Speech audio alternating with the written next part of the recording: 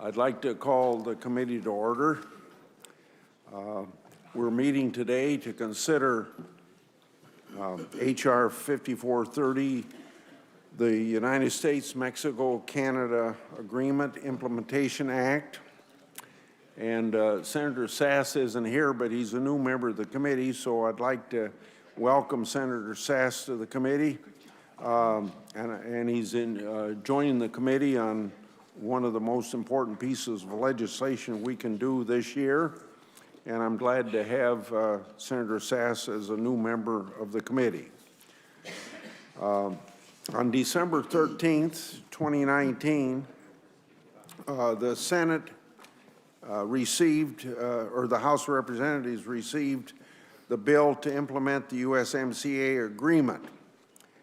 Under fast-track rules, the committee cannot amend the bill. We will vote today only on whether to report the bill. Before we vote, senators who wish to make statements may do so. In the interest of time, I ask that the statements be limited to 3 minutes, and I know that my staff has had a discussion with everybody's staff about that. I hope that will be satisfactory to the members. We do have a vote scheduled at 12:15, so I think it's important that we get this done this morning. I think we can. After statements, I'm going to introduce staff and administration officials here to provide an overview of the bill and answer any questions, and then we will vote on the bill. President Trump promised to deliver a strong, updated trade agreement with Canada and Mexico that would reflect the realities of the 21st Amendment. He made this an issue in his campaign, so I suppose this has been an issue that's been around now for more than 3 years. He promised that it would command broad support, and I think President Trump has delivered.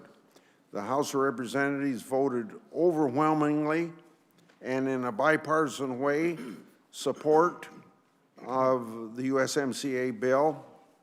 Now the Senate must act. I'm confident that this bill is going to make it to the President's desk, and I'd like to express a few reasons why I think that way. USMCA will bring much needed certainty and real benefits to America's farmers, workers, and businesses. Farmers are getting better and more reliable market access, which farmers badly need. Workers will see thousands of new jobs, particularly in high-wage manufacturing industries. Businesses will have an agreement that reflects the realities of modern commerce, including for the $1 3/10 trillion U.S. digital economy. USMCA corrects the enforcement flaws that very much plagued NAFTA and ensures that the parties will be held accountable to their commitments. The USMCA has the support of hundreds of organizations representing a wide range of the economy, agriculture groups, business groups, and labor groups. I would like to enter into the record a non-exhaustive list of representatives of this support, and I'll do that without objection. The road that we traveled to arrive at this meeting today tested my patience at times. As an example, taking 3 or 4 months to get the President to remove steel and aluminum tariffs. I don't know how many White House meetings I attended where that was an issue, and I kind of got tired of hearing the words, "I like tariffs." And there are some aspects of this bill that I don't particularly like, but as I reflect on how we got here, I'm proud of the hard work of many individuals that made it possible to achieve a strong agreement and a bill that could garner broad support. And I would put at the top of that list the hard work that Ambassador Lighthizer put into it. The bill before us today has something in it for everyone, and it's not often that we can say that about an implementing bill. I ask my colleagues to vote with me to favorably report the bill, because I'd like to get this to the President's desk. Senator White. Thank you very much, Mr. Chairman, and a Happy New Year to all, and look forward to working with all our colleagues. Have been trying to touch base with Senator Sass, and we'll look forward to having him here. This morning, the Finance Committee kicks off 2020 with the new NAFTA. The last few years have delivered one trade gut punch after another to America's exporters, particularly our farmers and our manufacturers. It began when then presidential candidate Trump talked about pulling the United States out of NAFTA, and that set the tone. It's been followed by the administration driving away a number of our traditional economic allies. 3 years of chaos, trade chaos, has hurt investment in America and caused farm bankruptcies to surge. Many foreign markets are more closed off to American exports today than they were on the day that the president took office. The Finance Committee now has an opportunity to provide a real measure of certainty and predictability to Americans who want to grow things here, who want to make things here, add value to them here, and ship those products around the world. That is what is on offer this morning.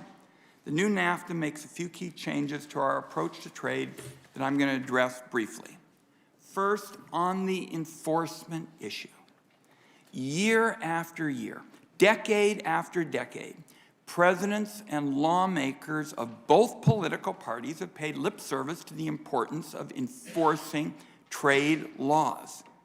But all along, what this country did on enforcement was just too weakless. It didn't have any teeth, and it was too slow to protect American jobs from trade cheats.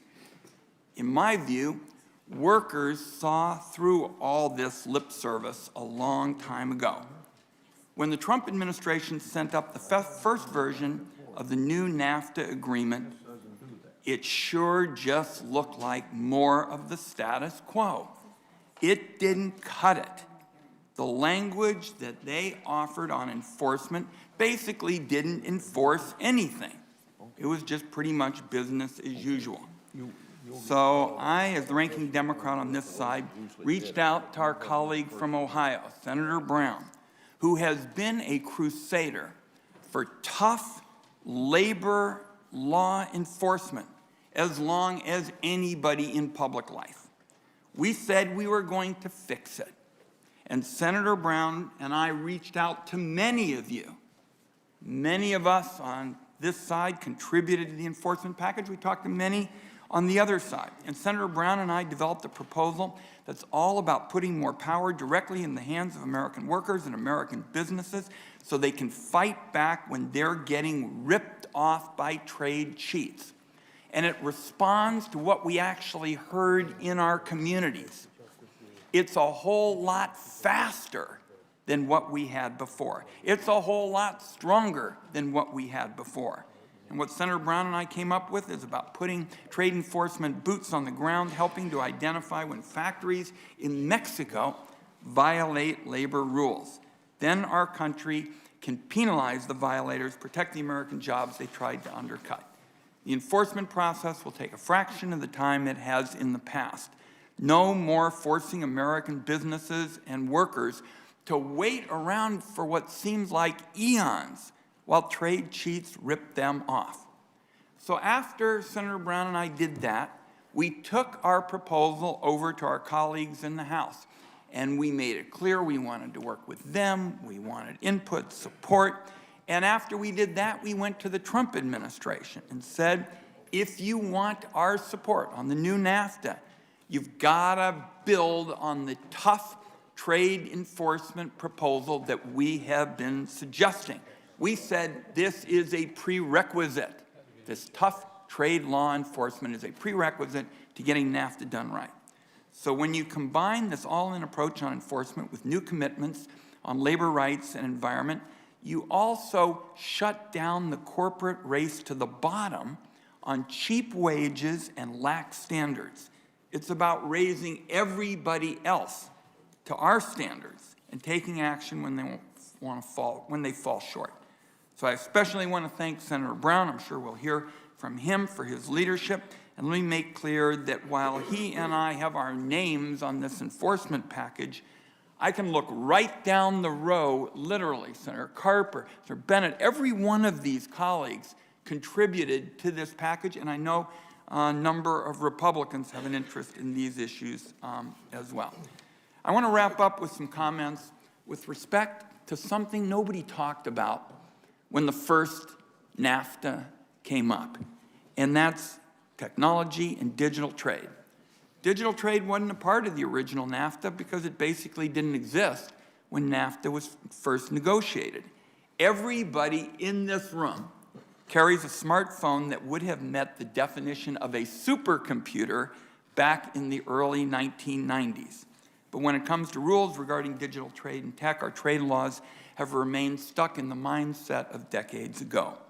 That is a problem today because the internet is now the shipping lane of the 21st century. Obviously, technology and digital trade are right at the center of a modern economy. They account for millions of good-paying jobs in our country. And most important, technology is woven into just about every major American industry. It's woven into autos, it's woven into manufacturing, healthcare, farming, you can go one after another. So when you talk about fighting for new rules on digital trade, you are talking about creating and protecting red, white, and blue jobs in a whole host of important, good-paying industries. The new NAFTA will fight back against trade cheats who want to eat the seed corn of this technological treasure trove, this innovation we have seen in tech. It'll do more to protect our intellectual property and protect American companies from being shaken down for their data. By including established law, colleagues, it will help guarantee that small technology entrepreneurs have a shot at building successful companies in a field now dominated by a small number of Goliaths. On agriculture, new NAFTA helps us send more of our dairy to Canada. More of our wine is going to make it to shelves in stores abroad.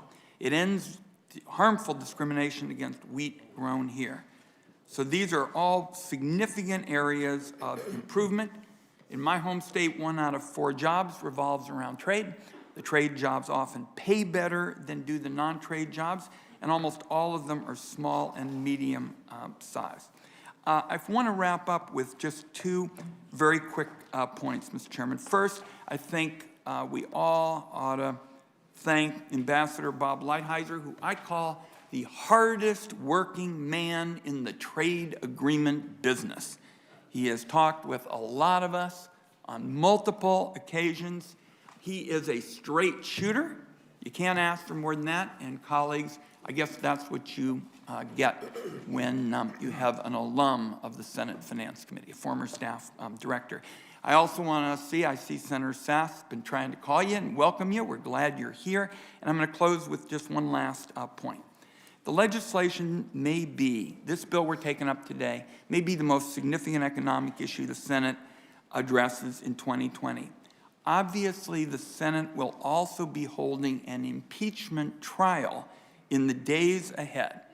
Both of these are extraordinarily important matters that deserve to be addressed by the Senate with utmost seriousness. The new NAFTA agreement must not be used as a convenient excuse to shut down any other business before the Senate. Mr. Chairman, it's been a pleasure to work with you. We've got a lot to do in 2020. I'm looking forward to going ahead with our bipartisan healthcare efforts, for example. So we got a lot to do in 2020, and I thank you for arranging this morning. But thank you very much for your cooperation. This is the order of the first 4 or 5 that I have on the list here. Mr. Crapo, and then Senator Menendez, Senator Roberts, Senator Carper. So now Senator Crapo for 3 minutes. Thank you, Mr. Chairman. I too welcome Senator Sass to the committee. And I want to thank you, Mr. Chairman, and Senator Wyden for your hard work on this. I also agree with both of your supportive comments. And I want to thank Ambassador Lighthizer and President Trump for helping us get to this place as well. That we are voting today on the U.S.-Mexico-Canada agreement is welcome news. I've long maintained that the original North America Free Trade Agreement, NAFTA, needed to be renegotiated. I had concerns with NAFTA because many goods and services originating in the United States received unfair treatment among our trading partners. It also did not provide sufficient market access, nor did it address pricing structures and restrictive trade practices in the dairy industry. President Trump and U.S. Trade Representative Robert Lighthizer forceful negotiations on behalf of America's farmers and workers fulfills one of the President's core campaign promises. Many Americans will see benefits of this updated trade deal with two of our country's three largest trading partners. The agreement is projected to raise U.S. real GDP by over $66 billion and create nearly 176,000 jobs. It will expand market access for U.S. farmers with new export opportunities for dairy, poultry, and egg producers. It addresses long-standing non-tariff barriers that restricted U.S. producers' ability to export wheat and wine to Canada.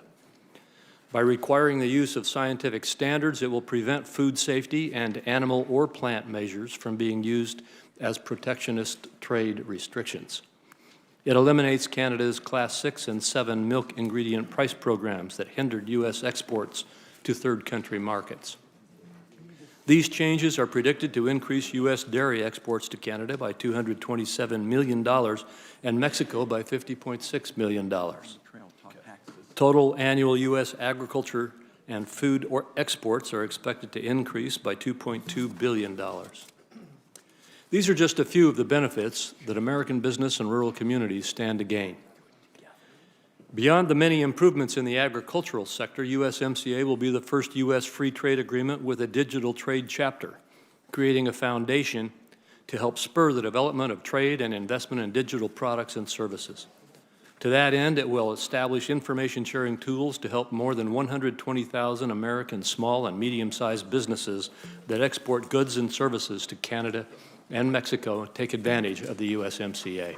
I applaud President Trump's decision to renegotiate this pact and commend the efforts of Ambassador Lighthizer to get this deal done. Thank you, Mr. Chairman. Senator Mendez for 3 minutes. Thank you, Mr. Chairman. Back when I served in the House of Representatives, I took a strong stand against NAFTA. I did so because NAFTA lacked strong, enforceable rules to protect workers and ensure that American families actually benefit from trade. I feared NAFTA would only intensify outsourcing of manufacturing jobs and contribute to stagnant wages for the American middle class. And unfortunately, I was right. So I was concerned that USMCA would repeat these same mistakes. But now, thanks to the work of congressional Democrats, USMCA includes upgraded rules to protect workers across the continent. And because of these improvements, I will support this agreement. However, this negotiation was not only a chance to right NAFTA's wrongs, it was an opportunity to lay the foundation for future growth in America's most competitive industries. Unfortunately, we didn't fully seize that opportunity. I'm disappointed that USMCA lacks strong intellectual property protections that promote innovative jobs in New Jersey and across the country. Future trade agreements must do more to encourage, protect, and reward American innovation. And finally, we have to be clear-eyed about the oversight that lies ahead of us to make our trade policy work for American families. This implementing bill gives USTR tremendous leeway to choose whether to enforce certain labor violations. It gives USTR the power to grant or deny individual automotive companies additional time to comply with the complex rules of origin. And these are serious concerns. Even beyond USMCA, we've seen the administration's trade policy sow confusion in other areas. A threat to put tariffs on Mexico over immigration, unclear criteria for our constituents seeking tariff exclusions, and a China deal that may or may not put an end to the intellectual property theft, cyber espionage, and government subsidies that have damaged America's economy for over a decade. We can debate whether these were the right policy choices, but we should all be able to agree that USTR must be transparent with the American people about the choices they make. So in order to do that, I plan to introduce a bill to establish an Inspector General for the USTR. Nearly every other cabinet-level agency has a statutory Inspector General to increase transparency, make government more accountable, and crack down on waste, fraud, and abuse. It's time USTR had one as well. And I look forward to working with members of the committee and you, Mr. Chairman, given your deep history on these issues, to bring a new era of accountability to our trade policy to the benefit of American workers and their families.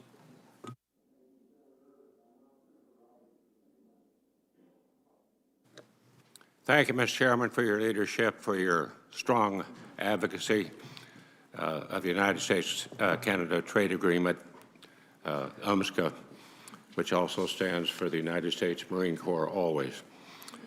I also want to recognize the efforts of Ambassador Lighthizer and Dowd. They worked overtime to get this done, and the whole team at the USTR.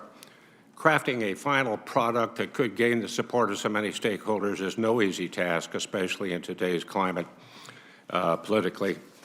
I would just like to say on behalf of the farmers, ranchers, growers in Kansas and all over the country,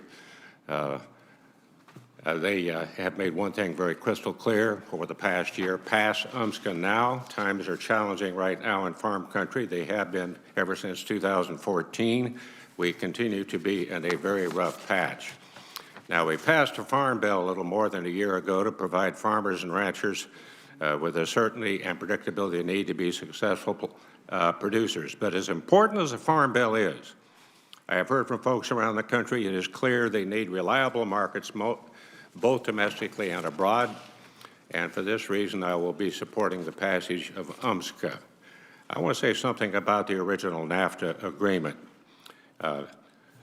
Back in 2018, the two countries accounted for approximately 30% of the value of total U.S. agriculture exports. The value of U.S. agriculture exports to Canada in 2018 was over $20.8 billion, an increase of 276% since NAFTA was signed into law. For exports to Mexico, the value of U.S. agriculture has grown 316%, from $4.6 billion in 1994 to $19.1 billion in 2018. Seems to me that's pretty good for a trade act that has been described as the worst trade bill ever written. I have noticed that because I helped write the bill along with Kika de la Garza, the beloved chairman of the House Ag Committee at that time. And according to the U.S. International Trade Commission, the ITC, this is going to provide even more growth potential for America's future. Now, what I've been hearing from Kansans is what we need to do is get this trade bill done. Simply put, ASAP, get it done. If we are not leading the charge and setting the rules, other countries will, and they are. LBJ once said, sometimes you just have to hunker down like a jackass in a hailstorm, and that's just about the way our farmers have been doing for the last 4 years. I don't think we have to do that. I also do think it's good advice. There's a lot of trade cactus out there, trade tariff cactus. I just don't think it's a good idea that we try to sit on every damn one of them. Thank you, Mr. Chairman. I look forward to final passage of the United States-Mexico-Canada Trade Agreement, USMCA. Thank you, Senator Roberts. Now, Senator Carper for 3 minutes. Thanks, Mr. Chairman. Colleagues, I'm reminded today, as we celebrate John Thune's 59th birthday, of an occasion that occurred in the White House. I was chairman of the National Governors Association. We had all the nation's governors gathered with President Clinton and his cabinet vice president Gore. And one of the things we talked about then was NAFTA and why why was he interested in pursuing NAFTA. And what he said, he talked about World War II, the end of World War II. The rest of the world was on his back, and we were the 800-pound gorilla in the room. We allowed other nations to put up trade barriers to keep our goods and services out, and we allowed them to continue to sell to us largely without impediment. And he said the reason why we need NAFTA and other trade agreements is not to allow other countries to sell their stuff to us, but to make sure that our businesses have the opportunity to sell to them. And they put NAFTA in that context. And was it everything we hoped it would be? No. I like to say if it isn't perfect, make it better. It wasn't perfect, and we need to make it better. When our friend Robert Lighthizer was nominated to be the trade rep, he came to see all of us, and as he was going through the nominating process. And I suggested to him that he reach out to Michael Froman, trade rep during the Clinton administration. I said Michael had been involved in negotiating something called Trans-Pacific Partnership. They had already negotiated pieces of that trade agreement with Canada and Mexico. 12 nations in all, 40% of the world's trade. And I said to Mr. Lighthizer, I said, before you go reinventing the wheel, find out what was negotiated in the last administration. I urged him to put Michael Froman on his speed dial, and as we went forward. And to his credit, they have communicated a lot in the last couple of years. I think it's been good for those negotiations. I wish we had not walked away. I wish the last administration had, or this administration hadn't pulled us out of TPP. I think that the idea that we were leading a 12-nation group for trading, we were the leader, 40% of the world's trade, China on the outside, looking in. And why we walked away from that agreement, I'm not sure. But we did, and now we have USMCA before us. And is it better than NAFTA? You bet it is. And we want to commend those who worked hard to make it better. Especially want to commend the trade rep, our trade rep, who does work hard. I want to commend a number of our colleagues, Sheridan, and our ranking member, Ron Wyden, and others, Democrats and Republicans, who worked hard. I want to thank especially Ben Cardin's not here yet, Sheldon's not here yet, but they work with me and others on the environmental provisions to make sure that they are enforceable, not just words on a piece of paper, but they are enforceable. I understand in the House with whom we worked on a number of these provisions, the House passed this bill by 385 to 41, bipartisan support, and I think this measure deserves that same kind of bipartisan support here. Thank you. Thank you, Senator Carper. Now, Senator Cornyn for 3 minutes. Thank you, Mr. Chairman. This hearing's been a long time in the making, and I'm glad we're finally getting around to the USMCA. I want to commend the President and the U.S. Trade Representative for their hard work and determination in achieving this goal despite consistent political headwinds. I also want to thank Chairman Grass and his staff for considering an issue important to my state in the committee report involving a product called Sotol. I believe that the provisions in the agreement, absent some clarification in the committee report, would contravene congressional intent that prohibits deception of consumers with respect to distilled spirits products. And so we'll look forward to working with the chairman and the House on that port language.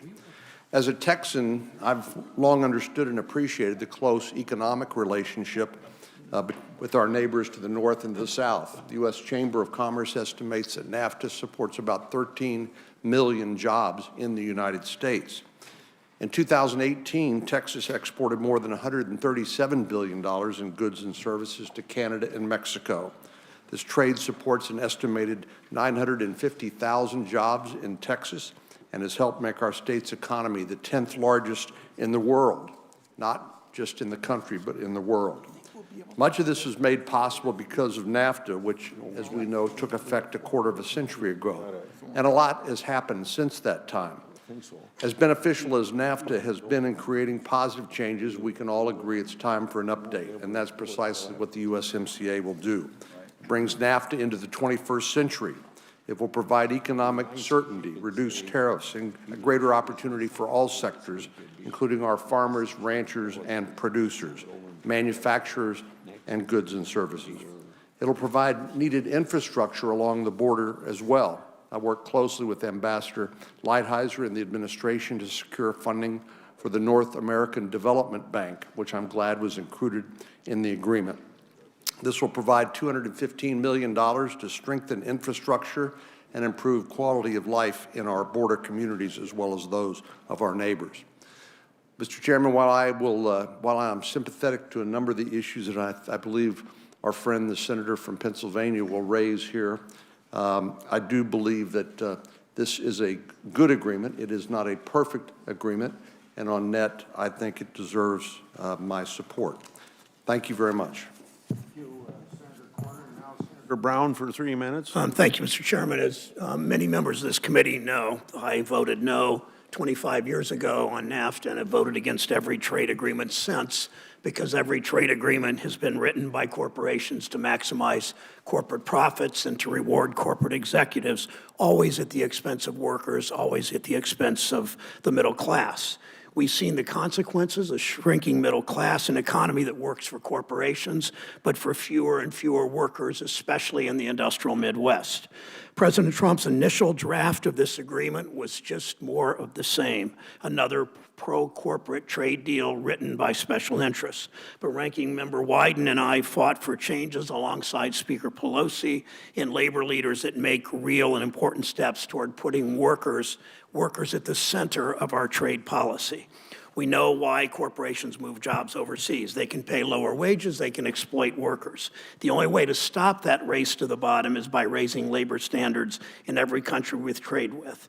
That's why Ranking Member Wyden and I authored a completely new way of holding corporations accountable, our Brown-Wyden worker protection provision. For the first time ever, a worker in Mexico can report through an anonymous hotline that her employer is violating her right to form a union, and within months we can take action against the company. Brown-Wyden is the first improvement to enforcing the labor standards in our trade agreement since we've been negotiating trade agreements. And when Mexican workers have the power to form real unions and to negotiate for higher wages, it helps American workers. Right now, Mexican workers can be paid as little as $6.50 a day, not an hour, a day. And we've been asking American workers to compete with that. We've already heard some critics say Brown-Wyden will force Mexican wages to rise. To that, I plead guilty. That's the entire point, to take away the incentive for American companies to shut down production in Mansfield and Cleveland and Dayton and move those jobs to Mexico. I want to especially, again, thank Chairman Wyden. Without him endorsing this proposal and pushing it aggressively in the face of an administration that simply didn't want to write strong labor standards, and Senator Wyden and I and Speaker Pelosi and labor movement made the president and Mr. Lighthizer understand there was no agreement unless workers were at the center of the agreement. I'd also like to thank Nora Todd and my staff for her unrelenting work for years, often thinking we were in the wilderness, but coming forward and making this happen. We must be straight with American workers. One deal that Democrats fixed is not going to bring back auto plants like the president promises. I have real concerns that the auto rules of origin are much weaker than the administration says. I ask the chairman and the ranking member to commit to working with me to ensure companies actually comply with these rules and to strengthen them if we need to. And we still have more work to do to make our trade agreements more pro-worker. I'm voting yes for the first time on a trade agreement because by including Brown-Wyden, Democrats have made this agreement, Democrats in the labor movement, much more pro-worker and set an important precedent that Brown-Wyden must be included in every single future trade agreement. Thank you, Mr. Chairman. Senator Brown, thank you. Now Senator Bennett. Chairman Grassley and Ranking Member Wyden for holding this markup and for your leadership on this matter. Trade with Canada and Mexico is vital for our country's economy and certainly for Colorado's economy, from businesses on the Front Range to farmers and ranchers on the West Slope and the Eastern Plains. Last year alone, we exported $2.7 billion in goods and services to Canada and Mexico.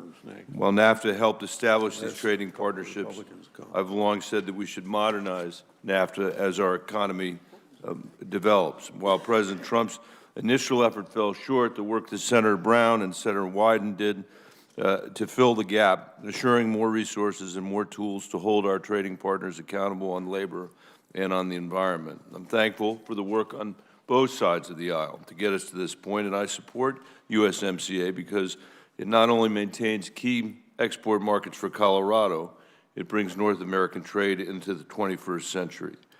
At the same time, we have to be honest. Passing the USMCA will not ease the enormous pain and uncertainty from the administration's feckless trade policy over the last 3 years. Every day, the president's unpredictable behavior casts a shadow of uncertainty over consumers, small businesses, and agricultural producers. This year alone, Mr. Chairman, there's an increase of farm bankruptcies by 23%. Farm incomes have fallen, and what they're exporting overseas has dropped like a stone. Every day, farmers and ranchers are left to wonder if the president's next tweet will collapse the value of crops they've already planted. And unlike this administration, they know that future growth will come from new, fast-growing overseas markets. Instead of securing those markets, the president is ceding them to foreign competitors while forcing hardworking Americans to bear the costs of his tariffs and trade bill. So while I'm grateful that Congress is taking swift action to pass USMCA, today's vote is not enough. We must do more to grow export opportunities and lift up standards around the world. And this administration must act responsibly for the sake of American workers, farmers, ranches, and businesses. Thank you, Mr. Chairman. Thank you, and now it looks to me like we have Thune, Portman, and then Warner. Okay, thank you, Mr. Chairman. This markup has been a long time coming for the farmers and ranchers of my home state of South Dakota and around the country who are struggling. Today, we have an opportunity to move forward on a trade deal, the United States-Mexico-Canada agreement, that would hopefully bring them some relief. Thanks to low commodity prices and livestock prices, natural disasters, and protracted trade disputes, farmers and ranchers in my state of South Dakota and around the country have had a tough few years. When I talk to farmers and ranchers at home in South Dakota, they continue to emphasize that the most important thing that Washington can do to boost our agricultural economy is to take action on trade agreements to expand markets. Farmers and ranchers need access to new and expanded markets for their products, and they need certainty about what international markets are going to look like in the future. USMCA will help meet those needs. It will preserve and expand farmers' access to two critical export markets, and it will give farmers certainty about what those markets will look like long term. I'm particularly pleased with the improvements the agreement makes for U.S. dairy products. South Dakota has experienced a major dairy expansion over the past few years, and this agreement will benefit U.S. dairy producers by substantially expanding market access in Canada, where U.S. dairy sales have been restricted. The U.S. International Trade Commission estimates that the agreement will boost U.S. dairy exports by more than $277 million. The agreement will also expand market access for U.S. poultry and egg producers, and it will make it easier for U.S. producers to export wheat to Canada. And of course, the benefits for the agriculture industry are just one part of this agreement. Virtually every sector of our economy will benefit from the United States-Mexico-Canada agreement, from manufacturing to digital services to the automotive industry. And it should come as no surprise, then, that the USMCA will create 176,000 jobs and increase wages for workers.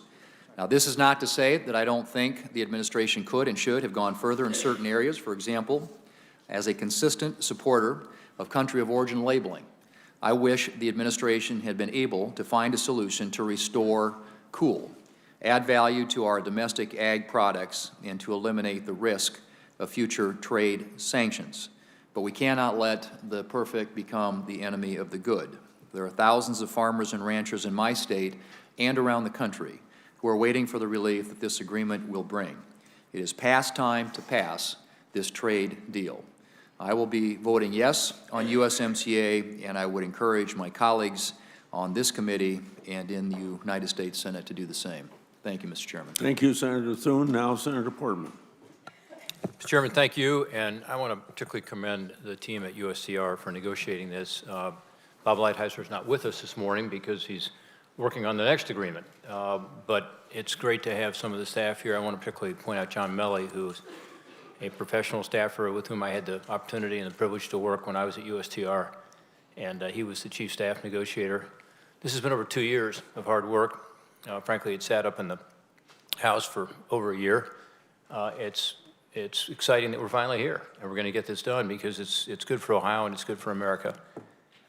It also is important to me that there was a strong vote in the House because it shows that trade can be bipartisan and that we do have a consensus in this country that we want to export more. We want to do more trading because trading is good for our country. I support USMCA because I believe it is a pro-trade agreement. It opens new markets. That was talked about earlier. John Thune just talked about its benefits for agriculture. That's certainly true, but also in other ways. It reduces trade uncertainty with the first ever digital trade chapter for NAFTA. Really important because this is increasingly part of trade, particularly in Ohio. We've got a lot of internet companies that are going to be benefit by this. It also eases the customs burden for small sellers by raising the protectionist de minimis caps in Canada and Mexico. We should be able to do even more, but this is great success. And again, congratulations on what I know is some tough negotiating there. That helps a lot of our small businesses in Ohio. I've already mentioned the internet economy rules that avoid the kind of digital protectionism that otherwise could happen, but also this level the playing field issue that was talked about earlier. My colleague from Ohio and others have talked about this. The rules of origin is really important to Ohio. We're the #2 auto state in the country. Auto manufacturing has become increasingly high-tech. And these rules of origin for cars are important because they've begun to leak as parts have come in from China and, frankly, other countries that have been free riders on the NAFTA preference. So I think that's appropriate. I don't know why it's considered to be inappropriate to say, look, if you have an agreement with the United States, well, we'll give you this preference. If you don't have an agreement, you can't free ride on our agreement by coming in. And frankly, what it's going to do is encourage other countries to have trade agreements with us. So I think it's a good thing for expanding trade. The rules of origin also require that 70% of the steel in vehicles made in North America are made in North America. That's the first time ever as well. And I think that's also important. And this is all in USMCA, but not in NAFTA. The NAFTA labor and environmental standards have been talked about. They were promises on paper, but not enforceable under NAFTA. Now they are enforceable. It updates the standards as well, which hasn't been talked about as much, and that's important, just to bring a 25-year-old agreement up to speed. We had to do that. So, look, is it perfect? No, no agreement's perfect, but this is a big improvement. And a vote for NAFTA is a vote for these improvements. A vote against it, of course, is a vote for the status quo. I'm pleased that Sharon and Gary Pinus, who are in Columbus, Ohio, who have contacted me, are now going to be able to, in their budding eBay business, to be able to have more access to Canada and Mexico, our biggest trading partners from Ohio by far. I'm pleased that Frank Burkett, who's contacted me, who's a dairy farmer whose farm I visited in Canal Fulton, Ohio, is going to be able to sell more to Canada and get his prices up. I'm pleased that our auto workers around our state are going to have a more level playing field. This is all critical and all why I think it's so important that we do move forward with this agreement today. So again, congratulations, Mr. Chairman. I look forward to being a yes today and to getting this onto the Senate floor as soon as possible. Now, Senator Warner for 3 minutes. Thank you, Mr. Chairman. As we all know, strong trading relationships improve our nation's economy. I'm optimistic that this trade agreement will help American farmers, ports, manufacturers, retailers, and workers. As others have pointed out, this deal addresses issues like digital trade that NAFTA couldn't fully anticipate and decreases market barriers to agricultural products that have been huge points of concern for Virginia farmers. I want to add my colleagues' congratulations to Ranking Member Wyden and my friend Senator Brown and our House colleagues, because now this agreement finally includes strong labor protections to ensure that companies in our partner nations are held accountable and that American workers can compete on a level playing field. Overall, I'm hopeful this agreement will provide the consistency and stability that the business community needs. At the same time, I worry that the process that led us to this point may result in reduced U.S. credibility and trust from our allies and closest trading partners. Throughout the negotiation process, the President's efforts to levy tariffs on Canada and Mexico and to make repeated threats to withdraw from NAFTA or to heedlessly close the border with Mexico have exemplified the troubling and erratic approach to trade issues that we've seen from the administration. Our trade relationships are a key form of diplomacy, allowing us to increase U.S. influence abroad and deepen our relationships with foreign partners in ways that benefit not just American prosperity, but U.S. security and leadership. Alienating our closest allies with the misuse of national security tariffs is counterproductive and endangers American security. That's why Senator Toomey and I have offered the Bicameral Trade Authority Act to curb abuses of the 232 authority. I'm hopeful that with ratification of this deal, this committee will have an opportunity to re-examine those efforts in a bipartisan fashion. Finally, and I made an agreement with the ranking member not to raise this issue during these considerations, but I do want to take note that I have serious concerns with the inclusion of safe harbor language modeled on Section 230 of the Communications Decency Act. Congress is beginning at this point an important bipartisan debate about whether Section 230 is working as intended. And many, including many prominent civil rights groups, believe that Section 230 has allowed internet intermediaries to ignore misuse of their platforms by bad actors. This is an issue that I think needs our attention and that I hope that we can revisit in a bipartisan way. Again, I commend everybody who worked on this, and as I mentioned earlier, you know, it's going to be unique to follow Sherrod Brown on a trade piece of legislation. Thank you, Senator Warner. Now Senator Langford. Senator Langford. Mr. Chairman, thank you. About 3 years ago, President Trump announced that he was going to revisit NAFTA. And a lot of folks around the country that had benefited from NAFTA long term looked at it with a little bit of a nervous eye. NAFTA has put, for the last 25 years, a really good playing field for having low or no tariffs across North America. And what we've seen is billions of dollars in trade in Canada and Mexico being by far our largest trading partners. Over the last 2.5 years, Trump administration, through their negotiations and through a lot of word through the media back and forth of what's going to happen or what's not going to happen at the end of the day, have actually locked in a trade deal. It is a bipartisan trade deal. It is a message to every other country around the world that the United States is going to be a tough trading partner to be able to get into negotiations. But at the end of it, we want to get into an actual trade deal and to get something signed and done. My conversations with the president over the last 2.5 years have circled over and over again, is your goal to have high tariffs, or is your goal to have low or no tariffs? And again, he has repeated to me privately, and again, he has stated in different ways publicly, his goal is to get to low or no tariffs so that we can open up trade, but it has to be a fair process at the end of the day. This revision of NAFTA gets us back to an agreement with Canada and Mexico that gets back to low or no tariffs across North America. It takes the vast majority of the existing zero tariff treatment from NAFTA, forwards that, and deals with some of the issues that we've dealt with in Oklahoma for a long time, like wheat. When you drive across the western and northern part of my state, you see beautiful wheat fields. Those beautiful wheat fields feed our kids, feed our families. But when they go into Canada, Canada has a different way of grading that wheat that drops the price there and has been a problem for Oklahoma farmers for a very long time.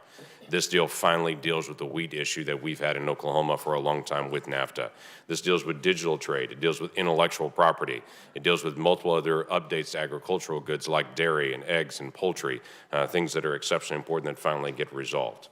So there's a lot of good that's in this. I'm glad they've kept a lot of the things that have been beneficial in NAFTA in the past and have done a sufficient update to this in the days ahead because it desperately needed an update.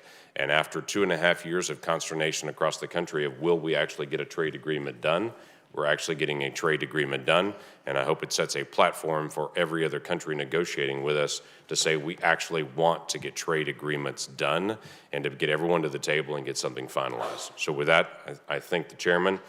There's a lot of this that I would have done very, very differently, but I'm glad that we're sending a message worldwide that we're open to trade again.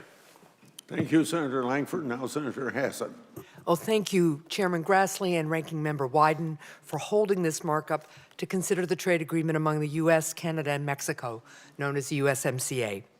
International trade, when done right, helps businesses and consumers alike by expanding opportunity, reducing costs, and boosting economic growth. In evaluating any trade deal, including the USMCA, I use two key benchmarks. First, trade deals must help level the playing field for New Hampshire's and our country's innovative businesses that are competing in the global economy. And second, trade deals must contain strong enforcement mechanisms that protect workers, consumers, and the environment. Thanks to the diligence and good faith efforts of both Democratic and Republican negotiators, the bipartisan USMCA now meets both of these standards, and I support implementing this agreement. In terms of competition, the USMCA boosts American businesses by modernizing our current trade agreement, which predated internet commerce, to protect the flow of digital trade and to better safeguard intellectual property. The agreement also cuts red tape for small exporters by allowing electronic filing of customs forms, an important provision for a small business state like New Hampshire. In addition to cutting red tape, the deal cuts costs for small businesses by increasing the share of shipments to Canada and Mexico with duty-free status. Further, the USMCA removes long-standing trade barriers that have prevented dairy farmers in New Hampshire and other states from accessing the Canadian market. When it comes to enforcement, the bipartisan deal that Democrats negotiated with the administration contains major improvements to the agreement. First off, I want to commend Senators Brown and Wyden on their efforts to ensure that the agreement contains strong labor enforcement mechanisms, which helps remove incentives that would otherwise encourage the outsourcing of jobs. The bipartisan agreement also helps protect consumers from soaring pharmaceutical prices by eliminating provisions that would have shielded brand-name drugs from competition. And the USMCA contains funding for environmental protection and measures to help ensure that the administration follows through with enforcement of environmental provisions. I'd like to commend Senator Carper for his work on developing and incorporating those provisions in the agreement. The bipartisan USMCA will work to increase the competitiveness of American businesses while ensuring the protections in the agreement are effectively enforced. And I will vote in committee and on the Senate floor to support the agreement. Thank you. Thank you, Senator Hassan. Now, Senator Daines. Mr. Chairman, thank you. Today marks a very important step for farmers, for ranchers, and small businesses across Montana, as well as around our country.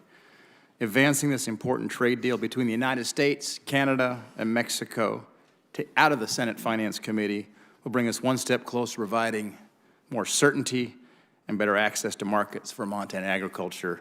I think it's worth noting, you look at the top 4 largest trading partners of the United States in terms of just dollars. It's China, Canada, Mexico, Japan. It's important to stay focused on these large trading partners. We got the good deal with Japan done recently. The Phase 1 China deal is imminent. And now we're going to be moving forward here with Canada and Mexico. This is progress. You think about that 95% of the world's consumers live outside the United States. As I think about my farmers and ranchers back home, it's all about access to these markets. I'm grateful to see us making progress in that regard. My farmers and ranchers across Montana consistently tell me about the importance of trade and the need to move this critical agreement forward. I repeatedly called on Congress to take action on this trade deal. I'm glad to see it near the finish line. You see, in Montana, ag is more than just our #1 driver of the Montana economy. It is very much our very way of life in Montana, and this agreement will help ensure we maintain critical access to Canada's and Mexico's important markets, that we can maintain it and, importantly, expand it. This trade is expected to create almost 180,000 new American jobs, boost our economy by more than $70 billion in GDP. In fact, in 2018 alone, Montana had $731 million in total exports to Canada as well as Mexico. For our producers and our ag-related industries in Montana, this would help provide certainty and alleviate some of the challenges and obstacles they faced over a very tough season back home in Montana. Additionally, not only advancing USMCA will improve our trading relationships with Canada and Mexico, it also allows for more focus and energy to be placed on opening these new markets for Montana ag, energy, and our small businesses. Ongoing efforts to level the playing field and reduce barriers to trade in China, the EU, Japan, and other critical markets continues to be essential, and I will continue to work with the chairman and the administration to get it done. Again, thank you, Mr. Chairman, for your leadership on the U.S.-Mexico-Canada agreement, and I look forward to supporting it today and voting for it on the Senate floor soon. Senator Cortez Masto. Thank you, Chairman Grassley, Ranking Member Wyden, and Ambassador Lighthizer. I want to begin by thanking you and your staff for all of the good work that and literally tireless work that you have done to negotiate a bipartisan agreement that begins to provide certainty to our businesses here and at home in Nevada. Trade is one of the top concerns I hear from Nevadans. During my time in the Senate, I have heard directly from around 100 business owners in all 17 counties in my state, including the dairy industry, that say they need stability. Nevada exports over $1.8 billion in goods to Canada and Mexico, which creates thousands of American jobs in my home state. And Nevadans need a fair trade deal that protects workers and provides businesses of all sizes the ability to plan so that they can grow. Nevadans are concerned with tariffs, market access, a trade war with China, and this USMCA agreement. Here in Washington, I believe we have been making some progress in a bipartisan way to improve and modernize some of these trade agreements. However, I remain concerned that the President and his policymaking by tweet undercuts the effective bipartisan work that is being done. It impacts markets and the ability of Nevada businesses to plan for the future. And Nevada's workers should have a peace of mind that their jobs won't be threatened by erratic policymaking in Washington. During this process, I made it very clear I supported the incorporation of the Wyden-Brown proposal, and I want to thank my colleagues, Senator Wyden and Senator Brown, for fighting to incorporate this proposal into the trade agreement. I am thankful we were able to come to a bipartisan compromise and include important labor protections and enforcement provisions. I am proud of Nevada's strong tradition of organized labor. That is why I understand how important it is to protect and fight for unions, to strengthen their bargaining rights so that working families can organize for safer workplaces and better wages. I vowed to fight to ensure workers' rights are protected in any trade deal. Because labor was at the table when these deals were negotiated, we were able to come to an acceptable agreement. I'm also pleased to see in this trade deal that the dairy industry in Nevada will benefit as well. I acknowledge that this deal is not perfect. It alone will not solve outsourcing and economic inequality. I know our friends in the environmental community have concerns about this agreement falling short on addressing the climate crisis. I share their sentiment that this administration has repeatedly failed to address or acknowledge the climate crisis. That is just one of the reasons why I will continue to fight for real investment in renewable energy technologies and the protection of our precious natural resources in the environment. These concerns need to continue to be addressed, and I look forward to working with my colleagues to address these concerns. Overall, I am pleased to be able to support this bipartisan trade agreement today. Thank you. Thank you, Senator. Now, Senator Toomey. Thank you, Mr. Chairman. I think it's worth starting with a reminder of how we got this process started. NAFTA is, after all, a free and fair and reciprocal trade agreement. There are 0 tariffs on 100% of manufactured goods that trade across our borders, 0 tariffs on 97% of agricultural products, and very, very few obstructions of other forms. Now, NAFTA needed to be updated because it's an old agreement and the economy has changed. But that's not the real reason that this agreement was renegotiated. The real reason was because we have a trade deficit with Mexico, and the administration deemed that to be unacceptable. So I think it's useful to think about USMCA as consisting of NAFTA with primarily 2 categories of changes. One is a category of changes that modernize it, takes into effect and basically codifies existing practices in the digital economy. But the second category are the changes that are meant to diminish trade and investment. And this, my colleagues, is what I think is wrong with this agreement. It's the first time we're ever going to go backwards on a trade agreement. The country-specific rules of origins are completely antithetical to a continental free trade agreement and designed to raise the cost to American consumers of buying Mexican cars. The sunset clause, this thing goes poof in 16 years, it's gone. That is designed to have a chilling effect on investment. The ISDS mechanism, the Investor State Dispute Settlement Mechanism, is gone virtually in this agreement. And the new negotiations that came in the last few months, labor provisions, and the removal of the intellectual property protections for biologics, I think also take us backwards. Be careful about the ITC report. There's no economic growth here. There's a little tiny bit of growth that they attribute to the codification of the existing trade practices in digital technology, but they acknowledge that the trade restricting provisions will diminish jobs and economic growth. And they don't even attempt to quantify the adverse effect of the sunset clause. Finally, on process, in significant ways, it seems to me that this committee is getting rolled, and we shouldn't do that. We're being made increasingly irrelevant in a process of trade negotiation, which is a constitutional responsibility assigned to us. TPA is a delegated authority to the administration, and this agreement, Mr. Chairman, in my view, is not in compliance with TPA.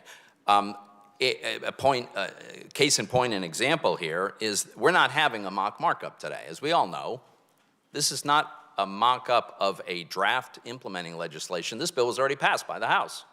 There's no amendments going to be permitted. No changes can be made. And in the past, every single trade agreement has come before this committee with a mock markup for the express purpose of allowing us to discover whether there's a consensus about some changes, which could be recommended to the administration in the form of amendments, and which could then be incorporated in a final draft. All of that is being dispensed with. So, Mr. Chairman, in my view, we've taken a free trade agreement that needed modernization, and there is modernization, but then we've slapped on all of these provisions designed to restrict trade and investment. We'll get no economic growth out of this, and we, the Senate, and the Senate Finance Committee are allowing ourselves to be marginalized. This should not be a template for going forward, and since it's not compliant with TPA rules, it seems to me it ought to be considered under regular order, where, by the way, there's plenty of votes to pass it under regular order. I think for the sake of the integrity of TPA and for legislative filibuster, we should not consider this under TPA. Thank you, Mr. Chairman. Thank you, Senator Toomey. Now it'll be Senator Casey, and I'm going to step out for a minute. So after Casey's 3 minutes are up, Senator Sass is up. Mr. Chairman, thanks very much. As the Auditor General of Pennsylvania way back in the 1990s, I opposed NAFTA. That was in 1997 to be specific. In the interim period as a public official in our state, I fought a lot of battles for workers and for worker rights. When President Trump came into office in 2017, I was somewhat hopeful that he would stay true to his word on trade. However, in 2018, he signed a corporate trade deal, which only was improved, I should say, by the Herculean efforts by Democrats and by the men and the women of organized labor. I applaud those efforts over many, many months now, and I'll support this agreement. We must be clear-eyed, though, about what this agreement doesn't do and what it does do and what it doesn't do. This agreement will not fix outsourcing. It will not do nearly enough to bring jobs home or rebuild our communities, which have been devastated by trade over time. But this agreement is a measurable improvement on the status quo and represents a step forward in what trade proposals of the future should look like. I applaud the work of Speaker Pelosi, Senator Brown, Senator Wyden, and other members of this committee who have fought to get this to a better place on NAFTA rewrite. Our state of Pennsylvania has paid a high price when it comes to trade, and we must continue to move forward to ensure the mistakes of the past aren't repeated and new mistakes are not made. For example, the Economic Policy Institute estimates that NAFTA eliminated 850,000 jobs nationally, most of them in manufacturing. According to a 2015 Economic Policy Institute report, Pennsylvania lost 314,000 manufacturing jobs, 5.7% of total employment between 1998 and 2013. 314,000 manufacturing jobs. The President said he's for workers, but he seems to work only for corporations. Make no mistake about it, Democrats and labor unions are the reason this agreement has enforceable labor standards. Democrats and labor unions are the only reason this agreement has enforceable standards on the environment. Just as it is clear the President's track record on workers and families, President Trump gave large multinational corporations tax incentives to offshore manufacturing jobs. He eliminated the deduction for union dues. He is trying to decimate the Patient Protection and Affordable Care Act, and he's appointed anti-worker corporate judges to virtually every level of our nation's judiciary. This agreement that we're considering now is, as I said, a measurable improvement. Unfortunately, the agreement the President signed in October of 2018 contained zero improvements to trade enforcement and was deficient in both labor and environmental protections. Democratic efforts made today's vote possible, and I applaud those efforts. Thank you, Mr. President, Mr. Chairman. I'll move on. Thank you for your efforts on the labor protections as well. Senator Sass for his first day here and his opening address to the committee.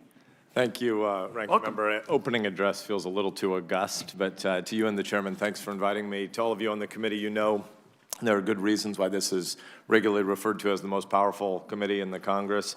The work here affects moms and dads, farmers and ranchers, patients and doctors, taxpayers, present and future. And so, Chairman, thank you for having me serve on this committee and for your welcome, and it's good to follow you in your chairmanship on a second committee.